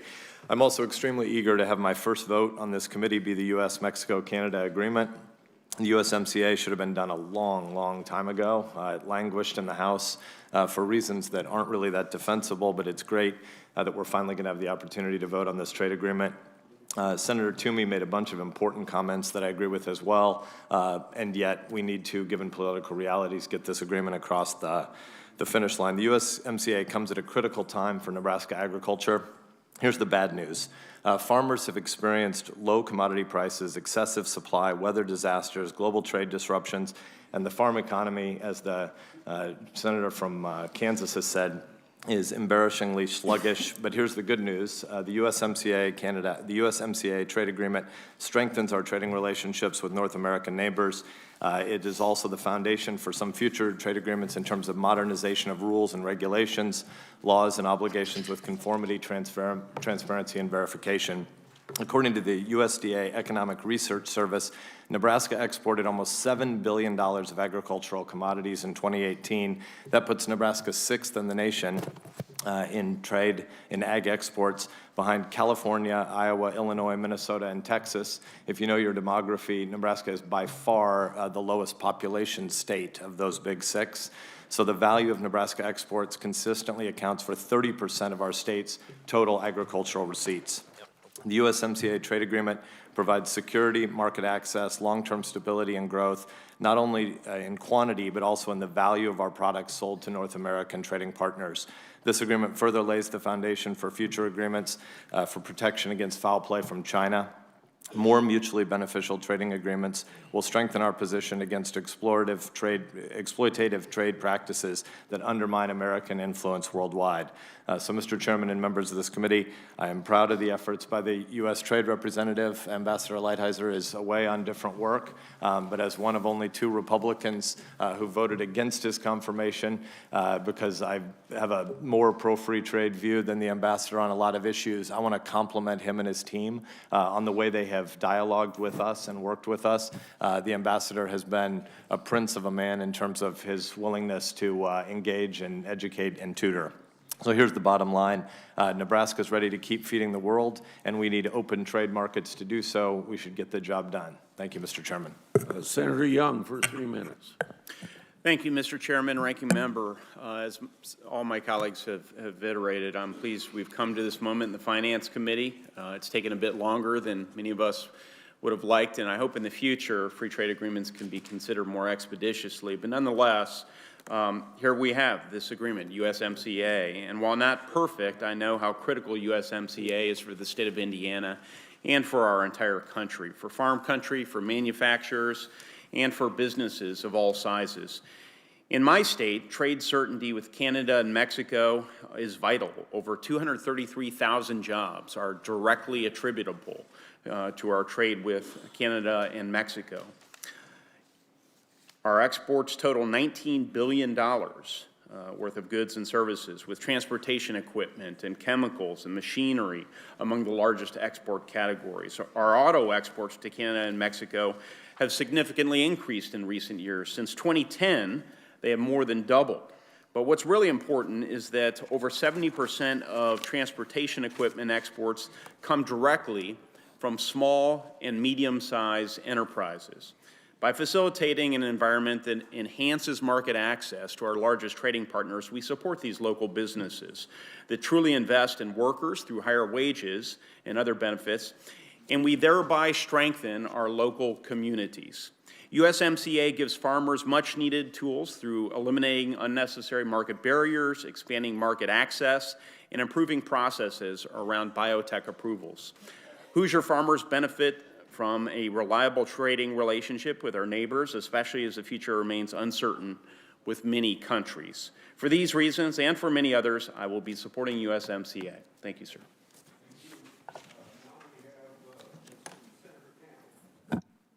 Thank you, Mr. Chairman. The state of Washington is one of the most trade-dependent economies in our country, and we certainly believe in opening new markets. And this agreement, while I could focus today on wheat, dairy, and the digital aspects, or the need to have better enforcement on aerospace, I want to spend my time talking about the $240 million we're going to spend on ensuring that Mexico has capacity building protections. That is, for rights to organize and bargain collectively. I want to thank my colleagues, Senator Brown and Wyden, for helping to implement these provisions on enforcement, but also recognizing that the twin sister of enforcement is capacity building. Why do I believe that we need to focus on capacity building? When we passed the Customs Bill for Trade Promotion Authority, we created a $30 million enforcement trust fund. That trust fund has been used to bolster agriculture, our economy, by also being used to stop illegal logging in South America, to send Chinese a warning about tariffs and quotas on wheat and to get that changed, and to fight European subsidies for commercial aircraft. So that capacity that we put into the Customs Bill has helped us make trade work. The same thing is clear here. If we want to make trade work in countries that don't really understand how to make it work successfully, we can demand all we want, but the United States of America has to be a willing partner in building capacity. So why do I think this is so important? Well, it's a roadmap for where we need to go. This is the first time that I know of where business and labor, companies like Coca-Cola and the AFL-CIO, are in agreement about how to make the rules of the road. They are saying specifically, we believe in the United States of America helping these countries build the judicial system, the labor enforcement system, the protection against child labor violations, and all the things that are so important to make a good trading partner. This is a far cry from building a wall. So in a lot of ways, this bill is a lot more Trumpka than it is Trump. And this is the point I want to make this morning. If our country wants to recognize the growing middle class around the world, the huge economic opportunity that the tipping point has occurred, there are more middle class people than poor people now in the global economy. It's trillions of dollars of economic opportunity. So let's build relationships, let's build enforcement, let's build capacity, and let's get on with what my state already knows, that trade is a great economic opportunity for our future economy. Thank you, Mr. Chairman. Senator Stabenow. Thank you very much, Mr. Chairman and Ranking Member. As I often say in Michigan, we make things and grow things. Because we make things and grow things, trade is a critical part of our economy, and we are clearly a border state. Trade is particularly critical with Mexico and Canada, our two largest trading partners. For a trade agreement to be effective for American families, we need to make sure we're exporting our products and not our jobs, and that's the test for me. Unfortunately, since NAFTA went into effect for more than 2 decades, workers and families in Michigan have seen manufacturing jobs and their livelihoods outsourced to Mexico. NAFTA created a race to the bottom, major incentives for companies to ship their manufacturing jobs and facilities to Mexico so they could pay the lowest wage and offer the lowest benefits possible. When the Trump administration announced they would renegotiate NAFTA, I agreed that a review and a modernization was long overdue. However, when the administration announced that they had reached a deal in 2018, they touted a new agreement that was essentially the old NAFTA for working men and women. There was still no meaningful enforcement to guarantee a level playing field, and it was clear to me that Michigan workers had been betrayed. So I did not support that agreement. Instead, I joined with Democratic colleagues led by Senator Brown, Senator Wyden, who have done excellent work, to dramatically improve the agreement and add more tools on leveling the playing field for workers and protecting American jobs. Because of these substantial improvements, I now intend to support this agreement. But it's not enough to have words on a piece of paper. These new enforcement tools must be used. It's up to the administration and to Congress to vigorously monitor and enforce this agreement. We need a fair trading system that actually addresses labor, environmental, and other violations swiftly when they occur. For example, we were also able to end Canada's Class 7 milk pricing scheme, an issue I've worked on for a long time, and I want to thank Ambassador Lighthizer for his efforts in making this a priority. This pricing scheme allows Canada to manipulate the price of their milk, which in turn lowers the demand for U.S. milk exports. Enforcement of this new language is critical for American dairy producers. Again, making sure Canada abides by their obligations on dairy and ensuring Mexico follows through on their constitutional reforms will only be successful if the new enforcement tools Democrats secured are actually used. I also want to take a moment to say what is not in this agreement and the work that still needs to be done for American workers and families. We should be passing legislation like my Bring Jobs Home Act to close loopholes that reward companies when they offshore American jobs. It's also critical, Mr. Chairman, that we make updates to trade adjustment assistance to support Americans who lose their jobs because of trade impacts. Soon I will be introducing a trade adjustment assistance reauthorization bill to modernize, reform, and strengthen TAA for workers who continue to be harmed by unfair trade practices. Usually, trade adjustment assistance moves as part of a trade agreement, as we know. Because this is not happening with USMCA, I urge that we support displaced workers, that they be a priority for future action in this committee.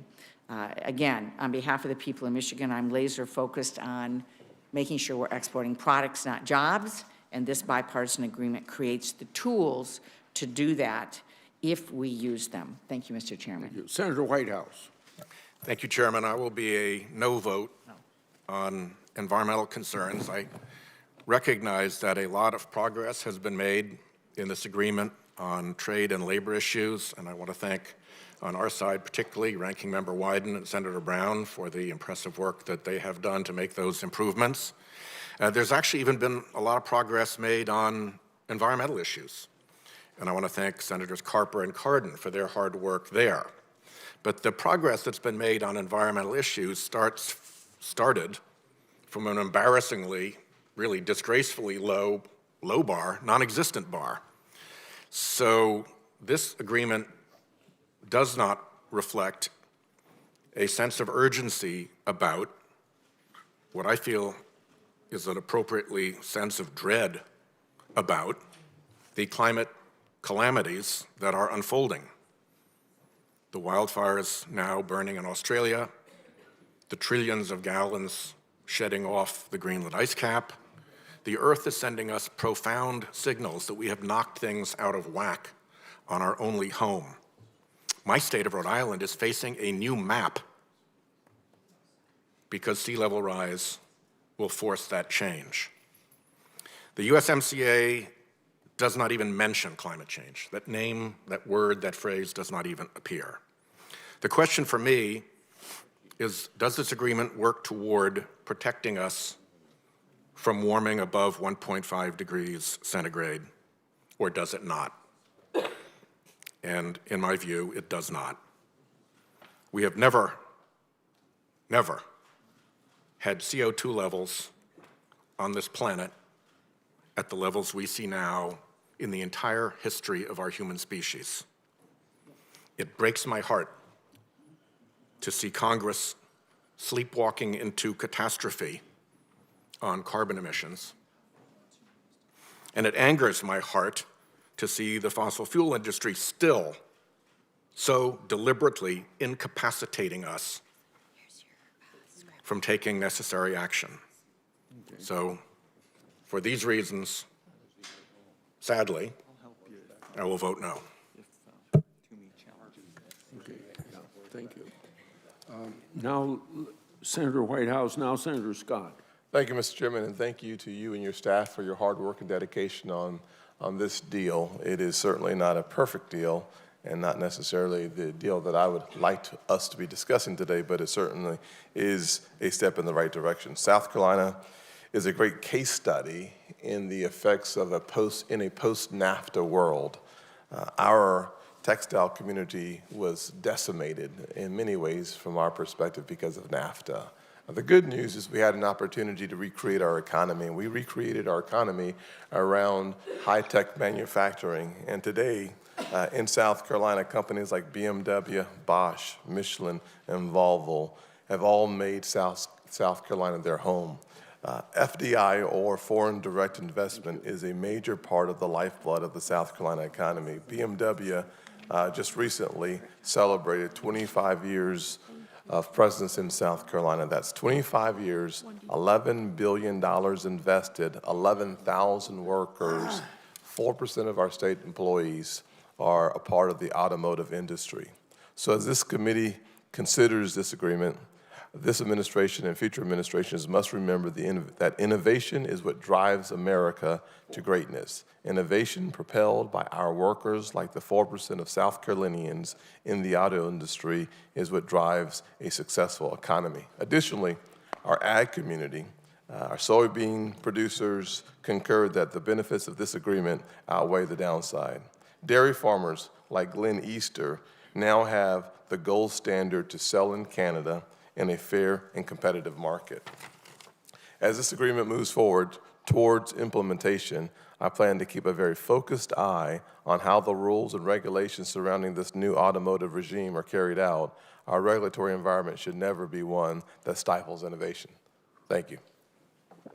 Senator Cassidy. Yeah, thank you, Mr. Chairman. First, let me compliment the President and Ambassador Lighthizer and their staff for the USTR for the significant time they've spent fine-tuning this agreement. Y'all have worked hard. I applaud that, and I thank you for that effort. Ambassador Lighthizer has made himself available, and I also want to compliment him on that. That said, I take issue strongly with the process that is taken before us. As a body, we continue to drift away from regular order. We've not held a markup or allowed amendments, therefore giving members of this committee little input. There's one specific example I will give to that. The investor-state dispute settlement system is, when it comes to the energy sector, no longer allowed except for the super majors that contract directly with the Mexican government. But if you are the oil field service provider or the pipeline producer, you're not. Now, I can tell you, ExxonMobil can take care of themselves. But if you're the oil field service provider, maybe you can't.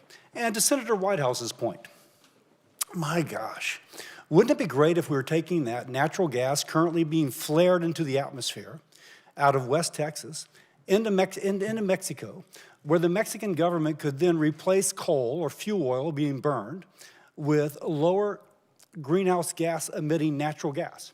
Not only would we not flare in the Desa Permian, but we would be substituting that for a higher greenhouse gas producing fuel in Mexico.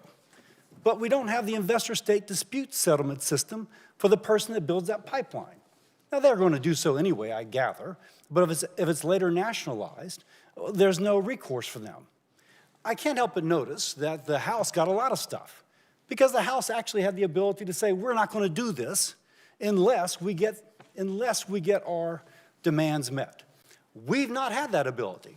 So we've not had that ability to say, wait a second, this doesn't make sense.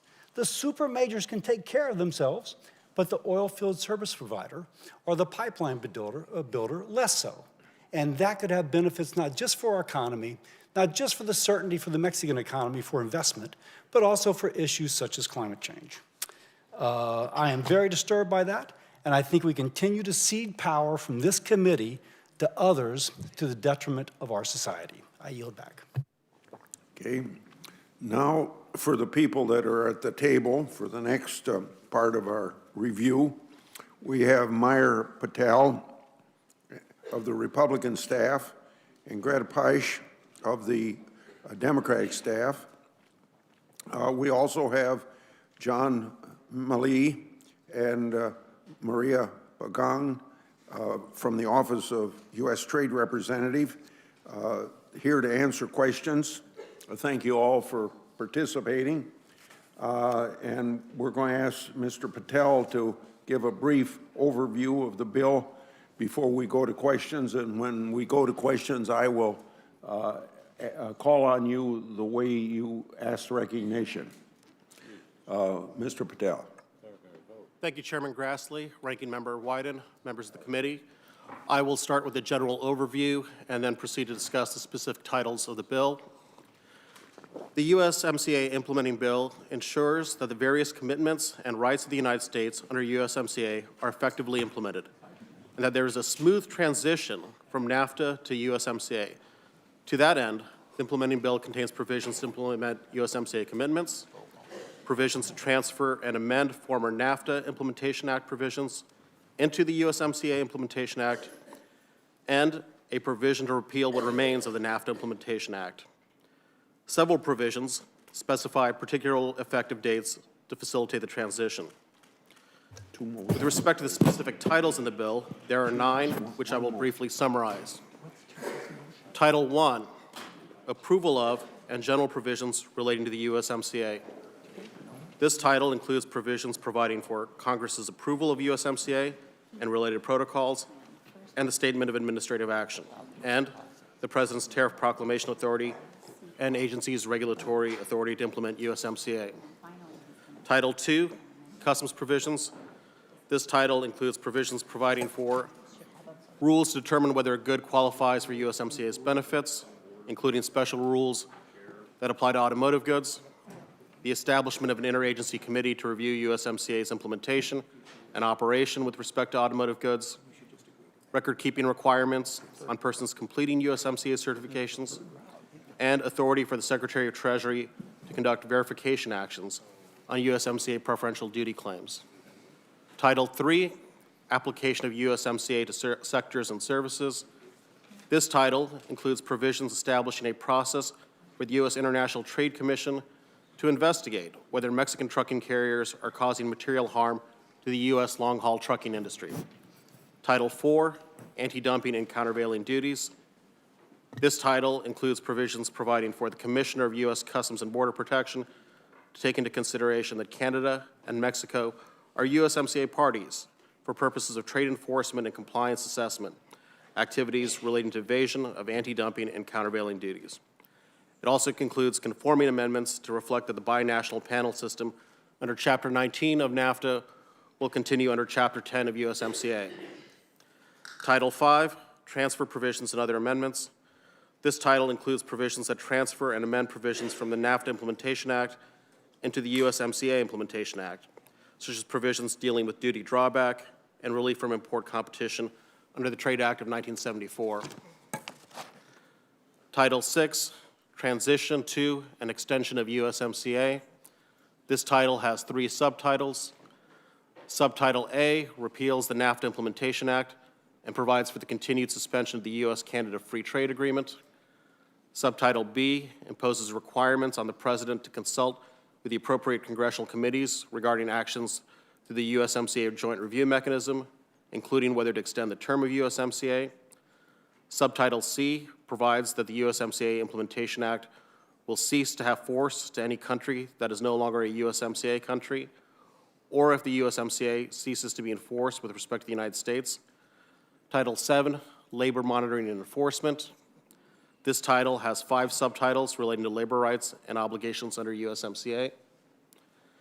Subtitle A establishes an interagency labor committee for monitoring and enforcement. It will coordinate implementation and compliance with labor obligations, make recommendations to USTR for enforcement actions, and facilitate submissions to the public regarding a USMCA country's potential failure to implement its labor obligations under the agreement. Subtitle B provides that the Secretary of Labor will hire or assign 5 labor attachés to assist the Interagency Labor Committee. The attachés will be based at the U.S. Embassy in Mexico. Subtitle C establishes an independent Mexico Labor Expert Board that will issue assessments of Mexico's efforts to implement its labor reforms and compliance with its labor obligations under USMCA. Subtitle D establishes a forced labor enforcement task force to monitor U.S. enforcement on the prohibition of importation of goods manufactured by convict or forced labor. Subtitle E concerns the rapid response mechanism set forth in Annex 31A of the USMCA.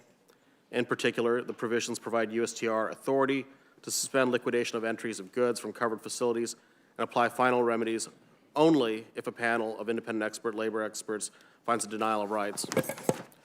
Title 8, Environment Monitoring and Enforcement. This title has 3 subtitles relating to environmental obligations under USMCA. Subtitle A establishes an interagency environment committee for monitoring and enforcement. The committee shall carry out an assessment of whether USMCA countries' environmental laws are sufficient to meet USMCA's obligations.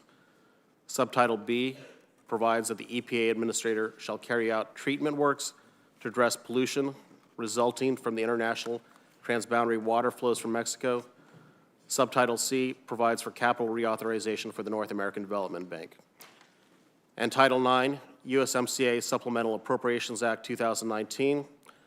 This title appropriates $843 million to implement, monitor, and enforce USMCA's labor and environment obligations and to recapitalize the North American Development Bank. Mr. Chairman, that concludes my presentation of the bill. Thank you. Senator Toomey. Chairman, so I have a question, and I'd like to follow that up with an amendment that I understand you're going to rule out of order. So let me direct my question to Mr. Melly. Could you just tell me, what was the date on which the complete final legal text of the agreement was transmitted to Congress? May 30th of last year, along with a draft SAA. Okay, so my colleagues, I just listened to, I think, every single Democrat on this panel talk about how significant, meaningful, important the changes in the agreement were that occurred after May 30th. I heard many of my Democratic colleagues say that they opposed the May 30th agreement, but I think I heard most of my Democratic colleagues say that they now support the agreement because of all the major changes that have occurred. And we all know that's what happened here. We had an agreement on May 30th that was not acceptable to most Democrats, not acceptable to the Speaker of the House. And so negotiations continued with Bob Lighthizer and Speaker Pelosi and other figures, I don't know who they were, and major changes were negotiated. That's all fine. That's all fine. But the problem is those changes weren't finalized until December 10th. Though all of those changes that you folks have said are the reason you're supporting this came to us on December 11th. And TPA is very clear. It says that any agreement shall enter into force if and only if the President, at least 30 days before submitting to Congress the materials under subparagraph E, which is the implementing bill, submits to Congress a copy of the final legal text of the agreement. We all know that that final legal text wasn't here until December 11th. The House voted anyway a week later. And here we are today, totally jammed by the House and this process, not even able to offer an amendment. Senator Cassidy suggested an idea for an amendment that certainly ought to have merited some consideration by this committee. And I have a suggestion. And to illustrate this point, I'm going to offer this amendment, Mr. Chairman, because as I indicated earlier, USMCA expires in 16 years unless all 3 parties simultaneously and mutually agree to extend it for 6 years. Okay. Well, the implementing bill is silent on any process by which the U.S. would come to the decision as to whether or not to extend it for another 6 years. All it does is it states that the head of state, that's the president, will transmit the decision, but it doesn't say how we get to that decision. So who's going to decide? Does the president decide? Does Congress have any say in that at all, or are we just passive witnesses, bystanders, while others decide about our constitutional responsibility? Do you think there's a chance that could be disputed? I do. So I have an amendment. It's a Toomey Amendment number 1. And it says the amendment would insert at 621, section 621, language requiring both houses of Congress to affirmatively vote to have USMCA expire pursuant to the underlying agreement's sunset clause. In the absence of said congressional votes, the default U.S. position shall be that USMCA ought to be extended for another 6 years.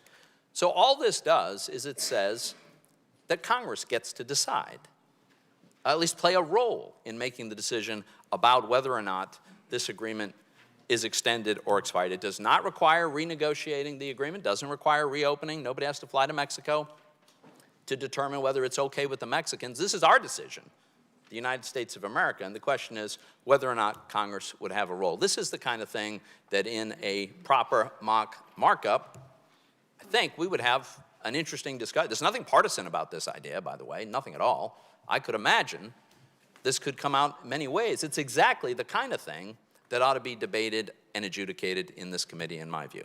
And I would like to have a vote on this, Mr. Chairman. Okay, well, first of all, the bill is privileged under the Trade Promotion Authority, and thus amendments are prohibited. The amendment's out of order, and Toomey is in his right to appeal the ruling of the chair, and I would ask that we would vote no on that motion, and the clerk will call the roll. Mr. Chairman, Yeah. as I thought my staff had indicated, I'm prepared not to appeal the ruling of the chair on this. I think I know what the outcome is going to be on this, but I want to make a point. The fact that the 30-day window was not adhered to means this legislation is not compliant with TPA. We should not be considering it under TPA, and that's not going to stop it from passing. There are 60 votes to do this through regular order, but this amendment is, I think, a completely reasonable, germane, relevant issue that ought to be litigated by the committee.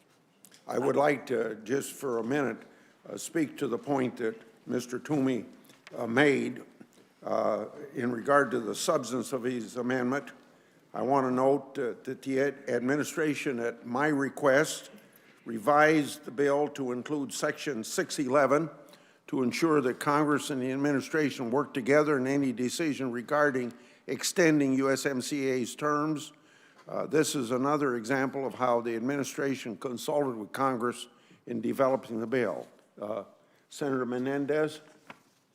Thank you, Mr. Chairman. I have one or two questions. Ms. Peisch, yesterday, ProPublica published a story that showed how big, well-connected businesses have been able to hire expensive trade lobbyists to advocate for their tariff exclusions, while small businesses are struggling to navigate the process and are being hit hard by the impact of tariffs. The article notes how Apple, for example, took its case directly to the president and got a significant number of exclusions approved. Meanwhile, small businesses like my constituents in New Jersey have had to wait months for an answer and have no way of knowing how USTR will judge their applications. So, Mr. Chairman, I ask unanimous consent that the article be entered into the record. Without objection, it will be entered. No one can say that this is a fair, transparent way to conduct trade policy. And we already have evidence from the Department of Commerce Inspector General that the Commerce Section 232 exclusion process lacks transparency and, quote, contributes to the appearance of improper influence in decision-making. Would it be fair to say that establishing, as we're talking about the implementation of this ultimate trade agreement, that establishing an Inspector General for USTR would help correct the lack of transparency and appearance of favoritism that so many small businesses in New Jersey and across the country feel is taking place with USTR's tariff exclusion process? Yes, Senator, it would. Let me ask you one other question. This bill gives USTR a number of new authorities to implement USMCA. But as I discussed in my opening statement, we can't be sure that USTR will implement it as written without strong oversight that ensures transparency and accountability. Ms. Peisch, Title VII of this bill sets out the mechanism for labor monitoring and enforcement. Could an Inspector General review USTR's compliance with these requirements to ensure labor cases are being appropriately examined and acted upon? Yes. Section 202 of the bill sets out procedures USTR must follow to consider requests by automotive companies for additional time to comply with USMCA's new and complex rules of origin.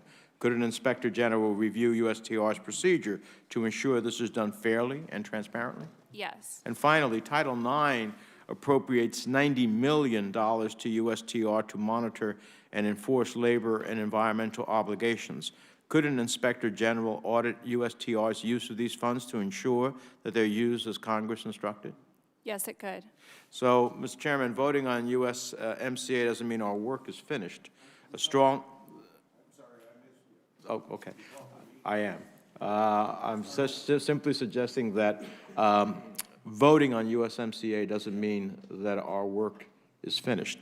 A strong oversight will be critical to ensure this agreement succeeds, and an Inspector General for USTR would be a valuable tool this committee could use to make sure our trade policy actually benefits American working families. I know the chairman has been a strong advocate of Inspector Generals and their work in other areas, and I look forward to working with you and the ranking member to follow up on this issue. We will do that, Senator Menendez. And Mr. Chairman, if I... Senator Wyden. If I might, I'm going to be very, very brief. Not only do I agree with Senator Menendez, but on this committee, Senator Cornyn and Senator Casey, I think, have really been vigorous in terms of enforcement, trade enforcement. So they're going to have some heavy lifting to do in the days ahead, and Senator Menendez is very much on point. Chairman. Or is he on? Okay. Okay. Okay. Either way. Okay. Okay. Thank you, Mr. Chairman, and thank you, Rob. I'd like to ask a few questions about Brown-Wyden to you, Ms. Pace, if I could, about the provisions in the included agreement to make sure the committee, that all of us understand how the proposal is intended to work and why it's significant. Senator Wyden and I pushed for Brown-Wyden to strengthen labor enforcement to make the enforcement process more accessible to workers. The question is, Ms. Pace, is it true that under Brown-Wyden, a worker himself can file a complaint through a hotline to kickstart the enforcement process? Yes, Senator. Okay, thank you. In all of our other FTAs, the only labor enforcement available was at the government level. A government can bring a case against another government for systemic labor violations, but that's been it in the past. Brown-Wyden changes that by allowing us to target specific private sector facilities. Can you tell us, Ms. Pace, how long the enforcement process in Brown-Wyden will take once that worker files a complaint through the hotline, and how does that compare to the length of time enforcement under other free trade agreements? Enforcement under the Brown-Wyden procedures would take a matter of months, approximately around 150 days. This is significantly shorter than state-to-state dispute settlement, which in the case of the United States case against Guatemala took over 8 years. Okay, thank you. One of the most groundbreaking parts of Brown-Wyden is it will allow us to take enforcement actions when the violations occur on the factory floor. So if a worker reports violation of his rights to organize it at, say, a call center, we think the complaint has merit. The U.S. can send a panel of labor inspectors to that facility, correct? Correct. And if those labor inspectors find violations on the site when they inspect the facility, we can take action against that specific facility, correct? Correct. What kinds of actions can we take against that facility, if you would explain that? The United States could impose tariffs or apply penalties for first-time offenders, including with respect to imports for which the United States has suspended liquidation during the course of that investigation. So in proportional terms, proportional to the offense, but then in the second and third beyond that, correct? That's correct. So if we find there are labor violations at a car factory, we can apply that penalty to any cars that might come into the U.S. from that factory throughout the investigation, not just going forward, correct? Correct. And what happens to repeat offenders? Does a violation have to happen at the same factory for it to be considered a repeat offense? Or is it considered a repeat offense if a violation occurs at a second or third factory owned by the same company? It's the latter. If it's a factory owned by the same company, it is not a facility-specific repeat offense. It's by the owner. And if there are 3 violations, what happens by the third? For 3 violations, the United States would have the ability to block goods, again, from the company, not the specific facility for that third violation. Is this the, after walking through this, is this the strongest labor enforcement ever included in a trade agreement, to your knowledge? Yes, it is. Do you think Brown-Wyden will cause corporations to think twice about offshoring productions from Ohio or Michigan or Kansas or Idaho or Iowa or Oregon to Mexico so they can maximize their profits? Yes, I do. Okay. Thank you, Mr. Chairman. Thank you, Chairman. I'd like to ask about digital trade. And Mr. Melly, since I talked about you earlier, I'd love to have your response to this, but also any others. One, can you talk to us a little bit about how the digital trade provisions in here are different? And specifically, would you say that they go beyond the digital trade commitments in TPP as an example, and therefore would be the highest quality digital trade chapters in any U.S. trade agreement? Certainly. Again, the NAFTA is an old agreement, and so we have updated it. Digital is certainly one area where trade has expanded considerably and where we need additional disciplines to reflect that change. And so we've captured those in the USMCA agreement. Let me turn to my cheat sheet here. John, while you're doing that, let me just make the point that this is not just an idle threat. I mean, Canada for years has been talking about the possibility of putting in place a digital services tax as an example. We've seen what's happening in Europe. So for every member of this panel, all of whom have, as I do, a lot of constituents who are involved in internet services, internet trade, this is a big deal because it establishes not just for a huge market like Canada or Mexico, our #1 trading partners combined, but also for future trade agreements, a new precedent. And my question is this precedent unprecedented? In other words, is it the highest quality digital trade chapter we have? Absolutely. As a general matter, we took what we had begun to negotiate in the TPP and our other agreements, and we plussed that up whenever that was possible, and that's certainly the case in the USMCA as compared to the prior agreements that we negotiated. So the disciplines are certainly go beyond what we negotiated in the TPP and any other trade agreement for that matter. Okay. With regard to auto rules of origin, we talked about this earlier in the free rider issue. One of my concerns about the rules of origin is that other countries take advantage of the trade agreement we have, in this case primarily with Mexico, but also Canada, and they bring auto parts in from other countries, China being the country that is probably the most, use this the most frequently. And then the car, in essence, isn't a North American car. It's a North American car in terms of its benefits that it gets from the reduction and really the zeroing out of the tariffs, but in essence, other countries are free riding on our agreement with Canada and Mexico. And that's why I did support raising the percentage of the car that has to be made in North America. And I think that makes sense from a trade point of view if you want to expand trade, because then these other countries have to realize if they want to take advantage of these bigger openings in our market, they should do a trade agreement with us. And then we get reciprocal access to their markets as well, because they're not providing any of that reciprocity by just free riding on the North American free trade agreement. Can you talk a little about that, or someone else on the panel here, and explain what that's going to mean in terms of auto production in the United States? Will that increase the amount of auto production in the United States because we have higher and tighter rules of origin? You're exactly right, Senator. The goal of the free trade agreement is to encourage trade among the partners that have negotiated that agreement and have made concessions to one another to put that agreement into place. In the case of the auto sector, we have a very vibrant, large, and well-integrated North American industry, so in my mind, there's no better candidate for rules of origin that continue to build on that integration and encourage additional investment, innovation, production, and supply chains in North America. So the original NAFTA had a regional value requirement of 62.5%, and there were some loopholes that allowed some components to be made offshore and count towards that or not be counted against that number. The new total will be 75%. The other point I would make is there is a transition period to get to that.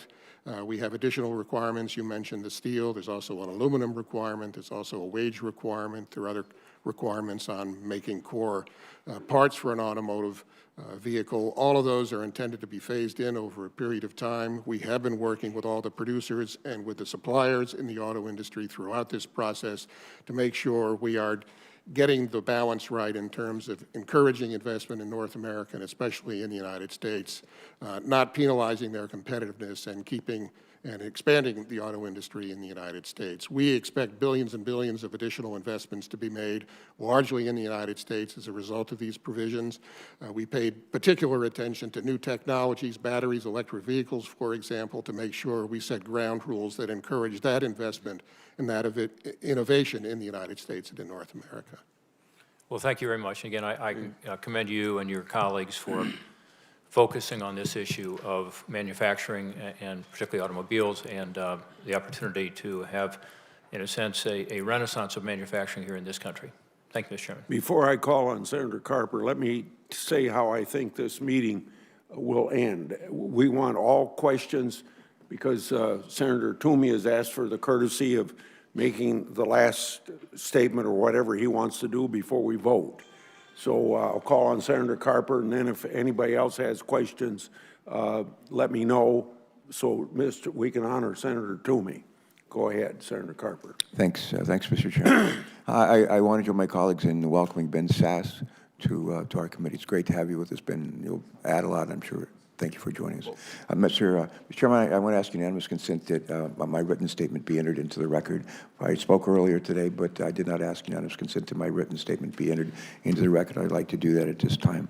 I want to reiterate, since Sheldon Whitehouse was not in the room when I spoke earlier, I commended him, Ben Cardin, and other members of the Environment and Public Works Committee, and all of our staffs for working so hard to make sure that there's not only adequate language in the USMCA with respect to environmental protections, but we actually provided the money to make those protections real. One quick question, if I could, of our panel. Can any of you recall anything that Satchel Paige ever said with respect to birthdays? Any words of wisdom from Satchel Paige with respect to birthdays? Can any of you recall that? Satchel Paige, on the 59th birthday of John Thune, which is today, I would just always remember the words of Satchel Paige, who once said, "How old would you be if you didn't know how old you were? Work like you don't need the money. Dance like nobody's looking. Love like you've never been hurt. Live each day like it's your last, and someday you'll be right." And with that, the words of Satchel Paige to my friend, Chairman, if I John could, Thune. Happy birthday, John. Mr. Chairman, if I could, Senator Thune is also celebrating his birthday with an important provision in this agreement, the de minimis provision that helps a lot of small businesses, and I congratulate him for his leadership. Okay, Senator Langford. I had just two quick questions on this. One is, By the way, Senator Carper's statement will be entered in the record without objection. I just want to ask for any additional clarification on the intellectual property. There's been much spoken about the protection of IP and what that means and the additional layers on that, and I have one follow-up question after that.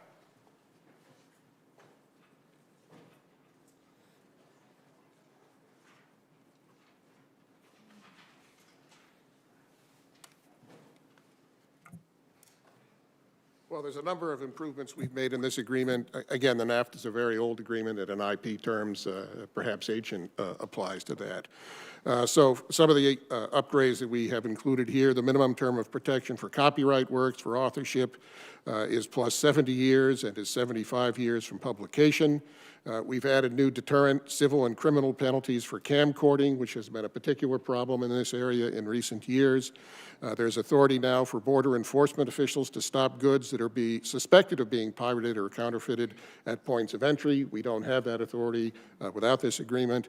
We have the highest standards. That's for all three nations, by the way. Correct. Yes, all of these would be applied across the board by all three countries. We have the highest standards for procedural safeguards regarding geographical indications. Again, that's an important issue with respect to some other trading partners outside of North America. We've got the strongest standards in any U.S. trade agreement for the protection of trade secrets against misappropriation, civil and criminal causes of action, litigation protections, and so forth.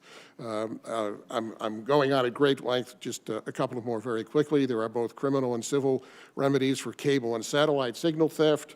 There's full national treatment to prevent discrimination against U.S.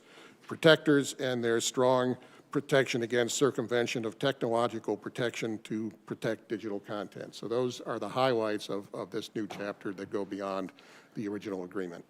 Thank you. One additional follow-up. There are 7 treaties that are mentioned in the protocol amendment.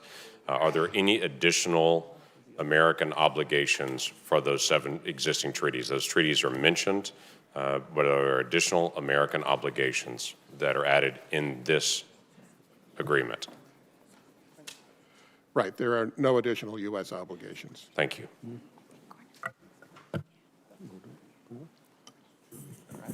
Oh, Senator Corner. Yes. Mr. Chairman, thank you. I'll be brief. I alluded to this in my opening statement, but I just want to perhaps provide a little additional clarification.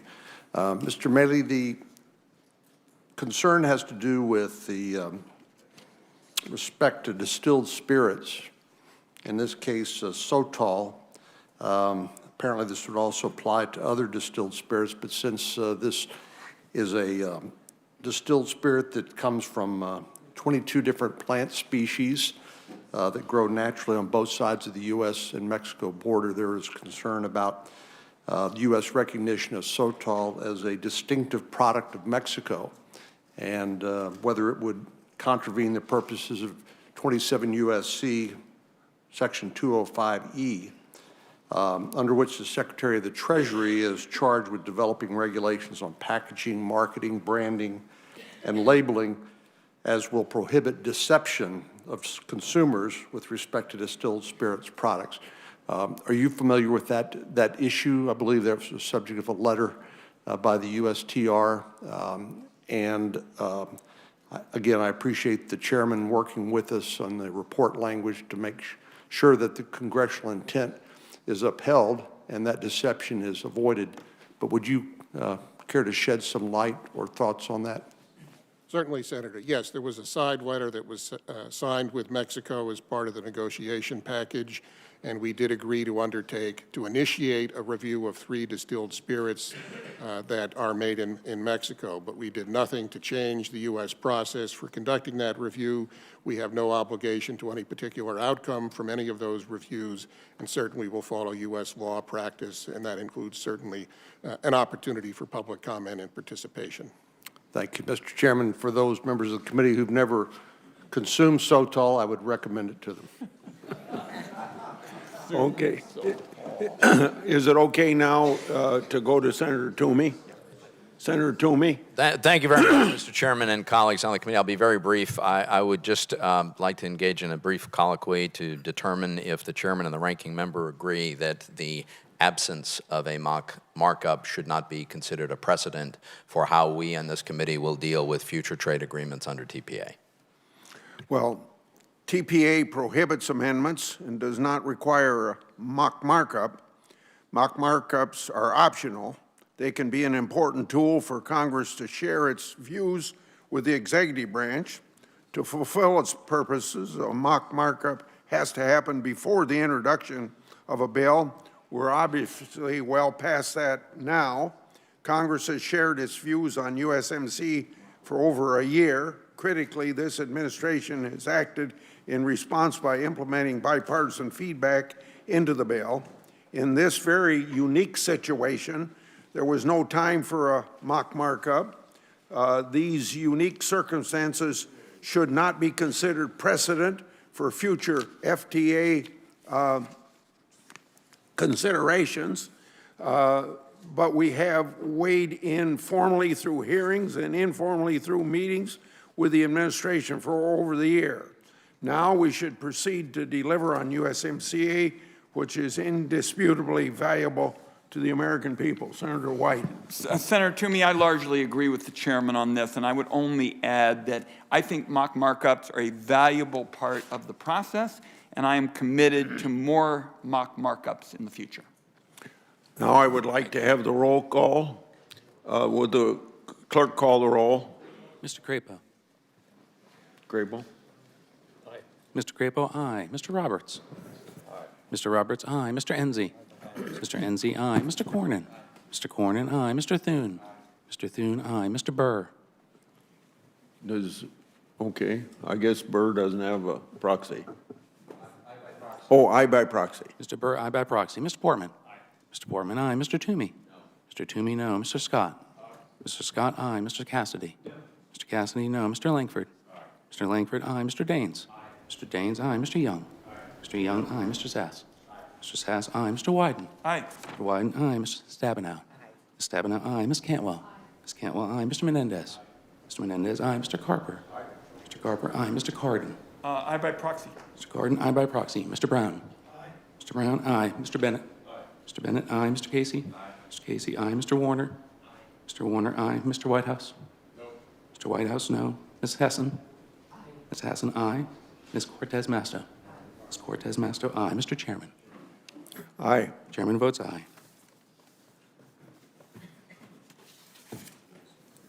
Would you announce the vote? Mr. Chairman, the final tally is 25 ayes, 3 nays.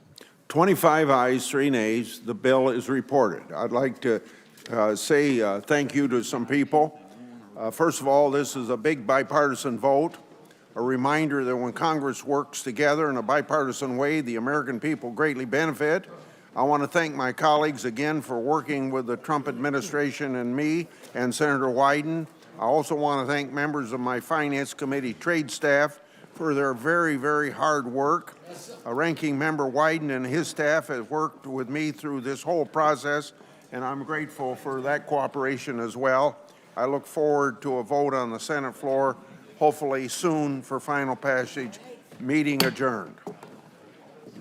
Here we are.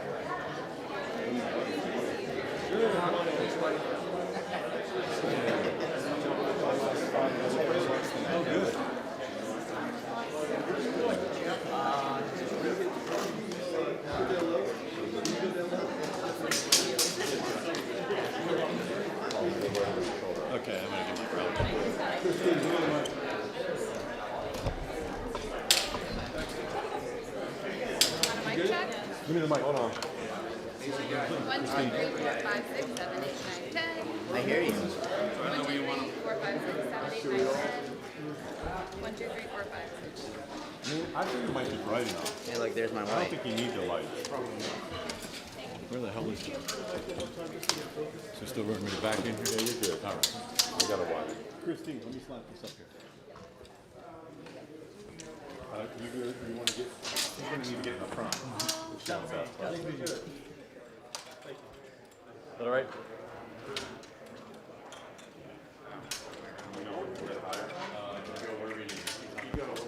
I can pull my light.